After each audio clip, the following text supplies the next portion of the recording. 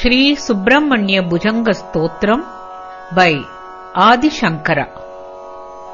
सदा बालरूपापि विघ्नात्रिहन्त्री महादन्ति वक्त्रापि पञ्चास्य मान्या विदीन्द्रादिमृग्या गणेशाभिधामे विदत्तां श्रियं कापि कल्याणमूर्तिः। न जानामि शब्दं न जानामि चार्तं न जानामि पद्यं न जानामि गद्यं चिदेका षडास्या हृदिद्योतते मे मुखान्निस्सरन्ते गिरश्चापि चित्रम्। मयूरादिरूढं महावाक्यगूढं मनोहारिदेहं महच्चित्तगेहं महीदेवदेवं महावेदभावं महादेवबालं भजे लोकपालम्। यदा सन्निधानं गता मानवा मे भवाम्बोधिपारं गदास्ते तदैव इति व्यञ्जयन् सिन्धुतीरेय आस्ते तमीटे पवित्रं पराशक्तिपुत्रम्। यताब्देस्तरङ्गालयं यान्ति तुङ्गा तथैवापदः सन्निधौ सेवतां मे इति वोर्मि पङ्क्तिर्नृणां दर्शयन्तं सदा भावये हृत् सरोजे गुहं तम्। गिरौ मन्निवासे नरायेदिरूढाः स्तता पर्वते राजते देदिरूढाः इतीव ब्रुवन् गन्धशैलादिरूढाः स देवो मुदे मे सदा षण्मुखोऽस्तु। महाम्बोधितीरे महापापचोरे मुनीन्द्रानुकूले सुगन्धाख्यशैले गुहायां वसन्तं स्वभासालसन्तं जनार्तिं हरन्तं श्रयामो गुहं तम्। लसत्स्वर्णगेहे नृणां कामदोहे सुमस्तोमसञ्छन्नमाणिक्यमञ्चे समुद्यः सहस्रार्क तुल्यप्रकाशम् सदा भावये कार्तिकेयं सुरेशम्। रणत्तं सखे मञ्जुलेत्यन्तशोणे मनोहारिलावण्य पीयूषपूर्णे मनः षट्पदो मे भवक्लेशतप्त सदा मोदतां स्कन्दते पादपद्मे। सुवर्णाभदिव्याम्बरैर्भासमानां क्वणत्किङ्किणीमेखलाशोभमानां लसत्तेमपट्टेन विद्योतमानां कटिं भावये स्कन्दते स्थीभ्यमानाम्। पुलिन्देशकन्यागणाभोगतुङ्ग स्तनालिङ्गनासक्तकाश्मीररागम् नमस्याम्यहं तारकारे तवोरः स्वभक्तावने सर्वदा सानुरागम्।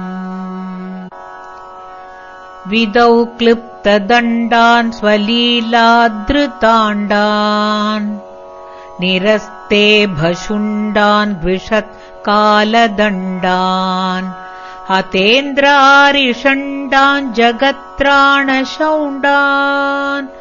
सदा ते प्रचण्डान् श्रये बाहुदण्डान्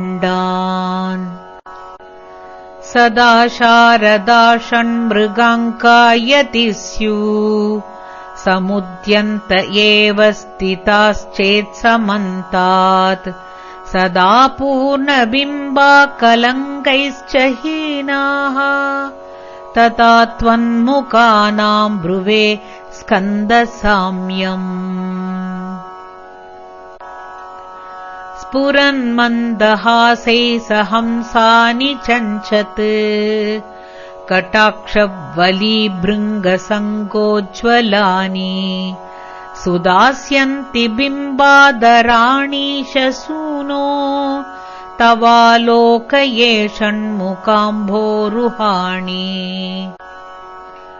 विशालेषु कर्णान्तदीर्घेष्वजस्रम् दयास्यन्दिषु द्वादशस्वीक्षणेषु मयीषत्कटाक्षः सकृत्पादितश्चेत्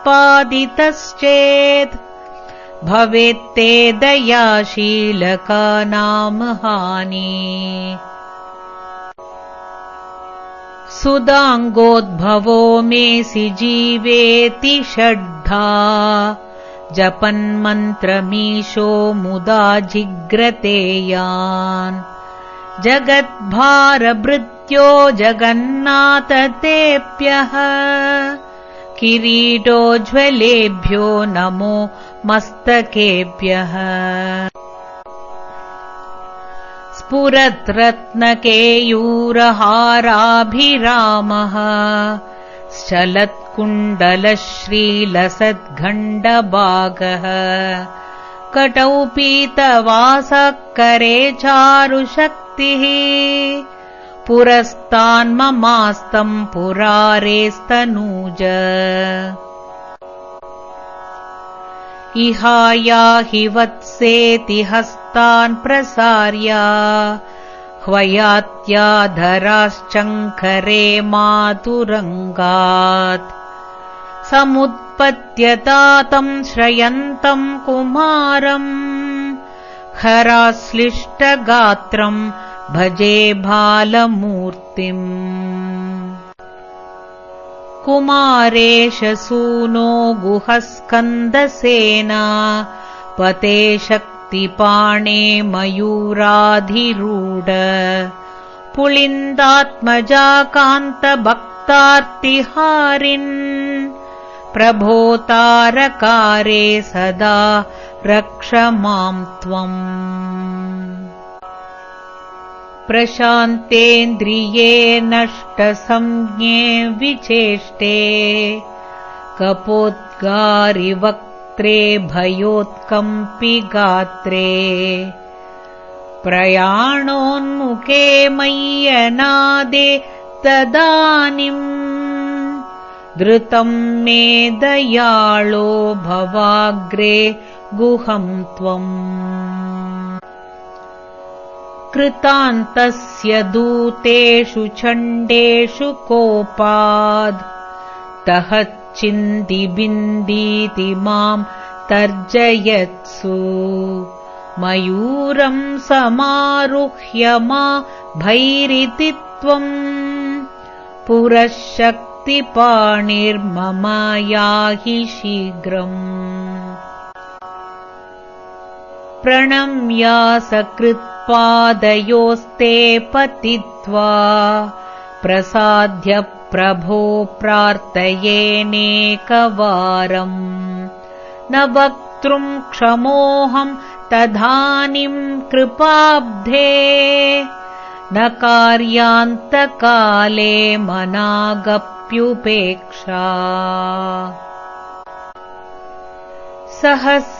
सहस्राण्डभोक्ता त्वया सूरनामा हतस्तारकः सिंहवक्त्रश्च दैत्यः ममान्तर्हृदिस्थम् मनक्लेशमेकम्